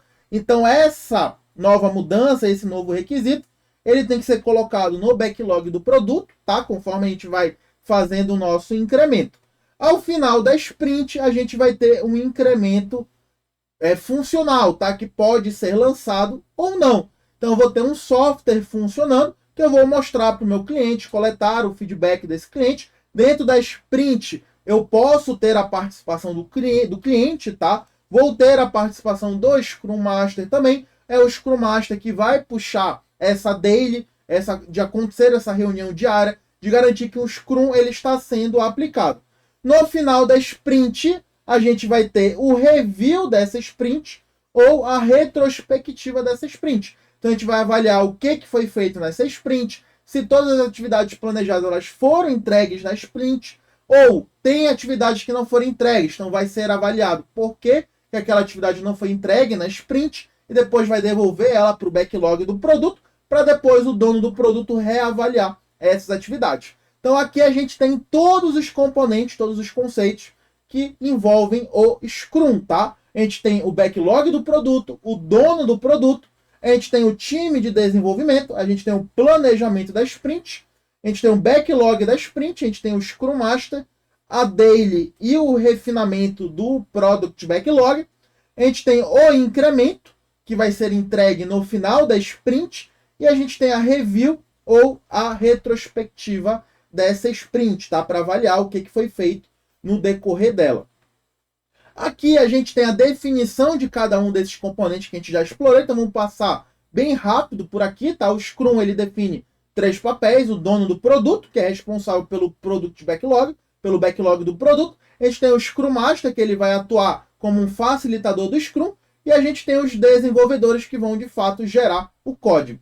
Os eventos são o planejamento da sprint, a daily Scrum, o review da sprint e a retrospectiva dessa sprint. Os artefatos principais que a gente vai ter é o backlog do produto, o backlog da sprint e o incremento que será entregue no final da sprint. O resultado ele é um processo iterativo incremental com entregas frequentes, aprendizado constante, capacidade contínua de adaptação conforme novas mudanças e novos requisitos vão sendo gerados, tá? O Kanban é uma outra metodologia ágil. O Kanban ele tem um foco muito grande em acompanhar de forma visual o fluxo do nosso trabalho. A palavra Kanban ela significa cartão ou sinalização. Então eu vou ter um quadro, aqui a gente tem esse quadro, dentro desse quadro a gente vai ter algumas colunas, aqui uma sugestão a fazer, que seria o nosso backlog, em análise, em desenvolvimento, em teste e os cartões finalizados. Então eu vou movimentar esses cartões conforme a etapa do ciclo de vida desse cartão eu estiver fazendo. Se esse cartão vai entrar em análise, eu puxo esse cartão para a coluna de análise. Se esse cartão agora vai entrar em desenvolvimento, eu puxo para a coluna em desenvolvimento e assim por diante, tá? A ideia é visualizar o trabalho por meio de cartões em um quadro. Aqui a gente pode utilizar as colunas a fazer, em andamento ou fazendo, e concluído ou feito. Isso aqui não é obrigatório, tá? A gente seguir essas colunas. Isso aqui é só uma sugestão. Agora, o que é obrigatório é o modelo que a gente vai utilizar no Kanban. É um modelo chamado de pull, que significa puxar. O modelo pull, ele está dizendo para a gente que a gente só vai avançar se eu tiver capacidade disponível para, de fato, atender aquele cartão. Se eu ficar movimentando os cartões de coluna e não atender aquele cartão, não executar a tarefa daquele cartão, a gente está furando com um Kanban, tá? Então, eu preciso ter o cuidado de só puxar a coluna, aquele cartão para a coluna específica, se eu tiver capacidade para, de fato, executar aquele cartão. Perfeito? O Kanban ele não impõe nenhum papel, ritual ou iteração, como o Scrum e o XP. mas ele vai trabalhar principalmente no trabalho em progresso. Então você precisa puxar o cartão somente se você tiver capacidade disponível para entregar aquele cartão. Aqui é o nosso quadro Kanban, que a gente já falou, a gente tem diversos cartões, e eu movimento esses cartões pelas colunas do Kanban, e a gente tem alguns princípios, algumas características do Kanban que você precisa ter atenção. O Kanban ele vai ajudar a gente a visualizar o trabalho, então vai entender quais cartões estão em quais colunas, em cada etapa dentro da sua iteração. Essa aqui é a principal característica do Kanban, que é limitar o WIP. O WIP significa Work in Progress, que é qual é o trabalho que está em progresso naquele momento. Se eu coloco muitos cartões em desenvolvimento, talvez eu não tenha equipe suficiente para desenvolver todos aqueles cartões de forma simultânea. Então eu preciso sempre limitar qual é o trabalho que está em progresso naquele momento. Se eu não tenho mais capacidade de desenvolver nada de forma simultânea, eu não puxo mais cartão para o meu quadro, tá? Eu não vou puxar esse cartão aqui da coluna de análise se eu não tiver desenvolvedor disponível para fazer. Gerenciar o fluxo através desse quadro Kanban, através desse formato visual. Tornar políticas explícitas, então deixar claras as regras de processo. Então, quando um cartão ele vai ser movimentado, quando um cartão ele vai ser concluído, então eu vou ter esses requisitos, essas regras de forma clara. Estabelecer ciclos regulares de feedback. Então, conforme eu estou desenvolvendo um cartão, coletar o feedback da parte interessada responsável para aquele cartão, entender se a gente está seguindo a direção correta que se espera de desenvolvimento. Melhorar continuamente por colaboração e experimentação. Então, está sempre testando melhorias a respeito da entrega, do incremento onde eu estou trabalhando.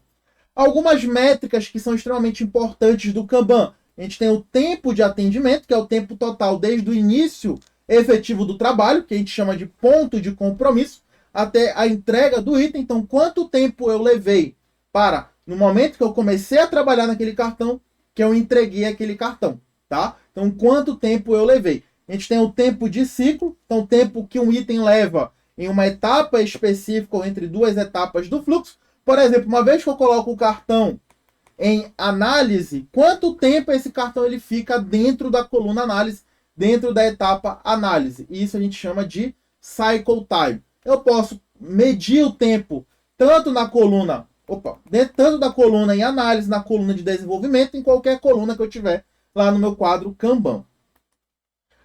A métrica de trabalho em progresso, que ele vai avaliar quantos cartões estão em desenvolvimento, estão sendo executados naquele momento, justamente para a gente avaliar se existe uma capacidade de atender novos cartões ou não. A métrica de throughput, que é a vazão, então quantos cartões eu consigo entregar dentro de um período de tempo, dentro de uma semana, dentro de um mês, dentro de 2 semanas, então quantos cartões são entregues pela equipe. E a lei de Little, que é o tempo médio de entrega. Então, ela vai avaliar qual é o meu trabalho em progresso médio, então qual é o tempo médio que eu levo para trabalhar em cada cartão, e a minha vazão. Então, ele vai avaliar ali quanto maior o meu trabalho em progresso, sem aumento de vazão, maior o meu tempo de entrega. Então, se eu demoro dentro de um cartão, mas eu não consigo entregar muitos cartões, perceba que o meu tempo de entrega, o meu tempo de trabalho, ele vai aumentando.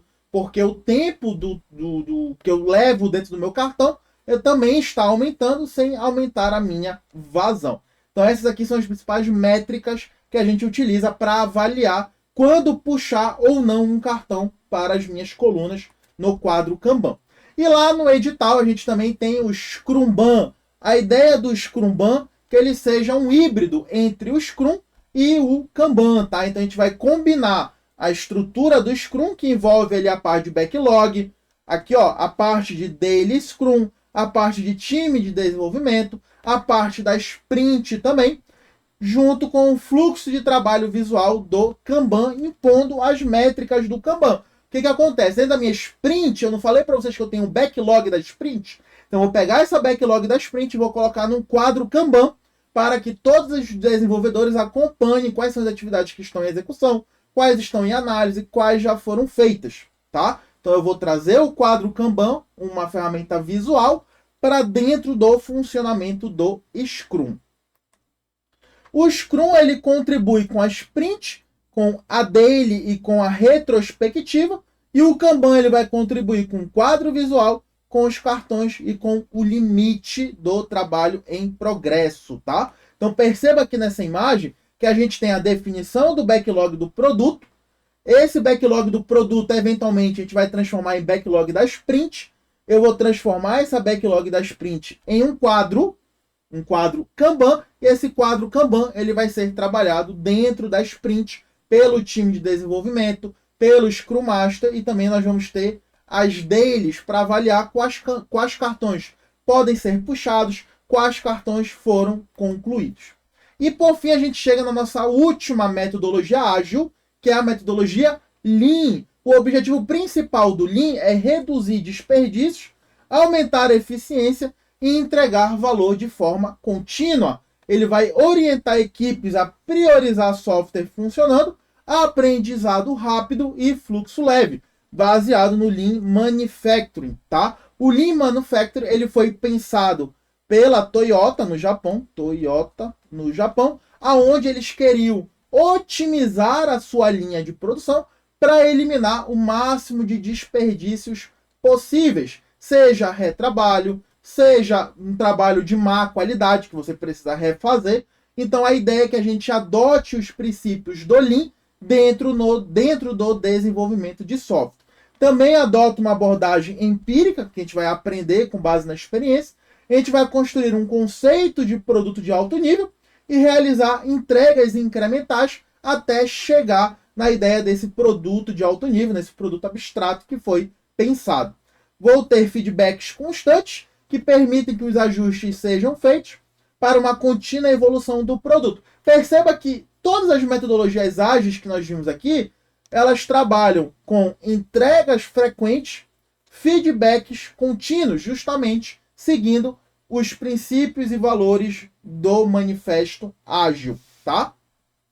Nós tivemos aqui, ó, duas visões da produção Lean. O Taishi Ono, ele falou assim, ó, just in time. Então eu vou fazer apenas aquilo que eu preciso, vou reduzir o máximo possível de complexidade e vou produzir o máximo possível que eu puder em escala, com tarefas repetitivas. E vou parar assim que eu alcançar o produto que foi pensado, stop in line. O Shiji Shingo, ele trouxe uma produção sem estoque, onde ele vai organizar o trabalho em tarefas pequenas. Conforme eu estou realizando essas tarefas, o próprio time vai inspecionar, avaliar e testar essas tarefas, gerando uma metodologia à prova de erro, mistake proof. Então eu vou ter uma metodologia agora à prova de erro desse desenvolvimento. Então a ideia é que eu minimize a quantidade de erros durante o desenvolvimento de software, se eu vou estar toda hora testando e inspecionando no momento que eu já estou desenvolvendo esse nosso código. Alguns princípios do Lean, a gente tem elimine desperdício. Então desperdício é tudo aquilo que não agrega valor para o cliente, pode ser um trabalho incompleto, processos a mais desnecessários, funcionalidades a mais que são desnecessárias, trocar de tarefa a todo momento, redução de handoff, ou seja, eu não ter que ficar transferindo responsabilidade a todo momento, evitar atrasos e também evitar defeitos, trabalhar com um desenvolvimento baseado em teste. Incluir qualidade no processo, então não deixar os testes somente para o final, testar desde cedo. E aí nós temos o desenvolvimento orientado a teste, onde eu primeiro desenvolvo o teste e depois desenvolvo o código que vai utilizar. Inspecionar para prevenir defeitos é bom, inspecionar para encontrar defeitos é desperdício. Olha só a diferença. Se eu inspeciono para prevenir algum tipo de defeito, ou seja, se eu vou desenvolver o código para atender um teste, eu estou prevenindo aquele defeito. Agora, se eu desenvolvo um código e depois vou fazer vários testes naquele código, a gente está inspecionando para encontrar algum defeito naquilo que foi desenvolvido, tá? Então, uma das formas de se trabalhar com o desenvolvimento orientado a teste é trabalhar com essas sinalizações de red, vermelho, que eu vou escrever um teste que falhe, Depois eu vou trabalhar com um green, que eu vou fazer com que o meu código que esteja sendo desenvolvido, ele passe no teste que eu criei. E depois eu vou trabalhar na refatoração, onde eu vou eliminar qualquer tipo de redundância e simplificar o código que foi gerado. A gente também tem um princípio de criar conhecimento, então incentivar a gestão de conhecimento. Como o Lean ele trabalha numa abordagem empírica, onde a gente aprende com experiência, é importante que esse conhecimento ele seja compartilhado, registrado, documentado e transmitido para outras partes da nossa equipe. É onde entra a socialização, onde a gente vai criar novos conhecimentos, a externalização, onde a gente vai documentar esse conhecimento, a combinação, onde a gente vai juntar diferentes documentos e criar um novo conhecimento explícito, uma nova documentação, e a internalização, quando alguém vai aprender a partir daquela documentação que foi gerada. Também temos o princípio de adiar comprometimentos. Então é interessante você adiar uma decisão para o máximo possível, tá? No momento do tempo em que eu não gere nenhum tipo de prejuízo dentro da organização, que a gente chama de last responsible moment. Então, o momento final de responsabilidade. Então, eu trabalhar com entregas no time certo, com feedback rápido. Perceba o seguinte, ó. Aqui a gente tem o momento da decisão. Nesse momento da decisão, perceba que o meu custo de delay ele está começando a aumentar e o benefício do delay está também começando a aumentar. Agora que o benefício ele começa a regredir e o custo começa a aumentar, ou seja, está ficando cada vez mais caro e o benefício também está diminuindo. Então é o momento de eu tomar uma decisão sobre algum projeto, sobre algum risco, sobre alguma atividade. Esse tempo é o necessário para levantar mais informações a respeito para tomar aquela decisão.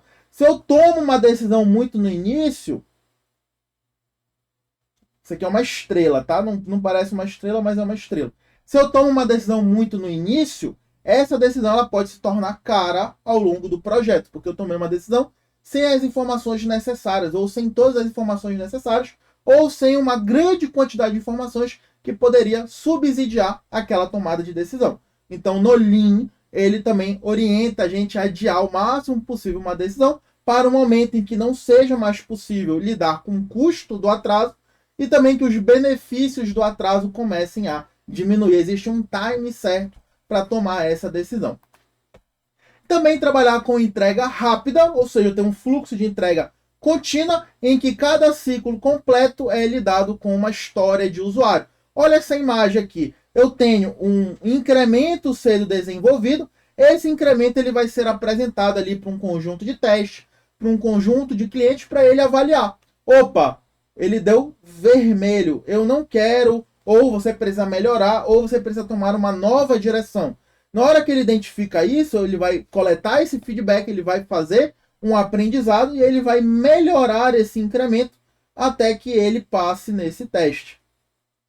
Perfeito? Então, conforme eu vou fazendo essas entregas incrementais, eu consigo já coletar feedback e já aprender sobre esse feedback. Se eu fosse coletar esse feedback somente aqui no final, olha o tanto de desenvolvimento que eu precisaria ajustar. Por isso que as metodologias ágeis, um dos seus princípios e valores é a gente entregar software funcionando o mais rápido possível, já para coletar o feedback do nosso cliente. Certo? Também temos aqui, ó, respeite as pessoas, seguindo ali os valores do manifesto, que envolve valorizar indivíduos e interações. Então, a inovação sustentável, ela vem do aproveitamento da inteligência coletiva dos trabalhadores, ao respeitar, ouvir e empoderar as pessoas.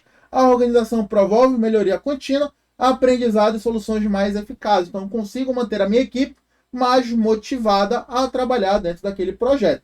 E também otimizar um todo, significa melhorar o sistema como um todo e não apenas partes isoladas. Então, olhar o macro do meu processo e estar sempre melhorando esse processo como um todo, tá? E não melhorar somente a minha parte, mas também melhorar a parte que envolve todo o processo. Então, a gente fechou aqui a nossa parte de gestão de projetos, fechamos a parte de metodologias ágeis também lá do nosso edital. Então a gente explorou definições de projeto, programa, portfólio, operação, falamos sobre PMBOK, o guia de prática ágil do PMI, falamos também sobre algumas metodologias tradicionais, né? Por que surgiram as metodologias ágeis, e falamos sobre XP, Scrum, Kanban, Scrumban e também a metodologia Lean. Combinado? Então a gente vai ficando com essa aula por aqui e eu te vejo numa próxima aula. Até lá!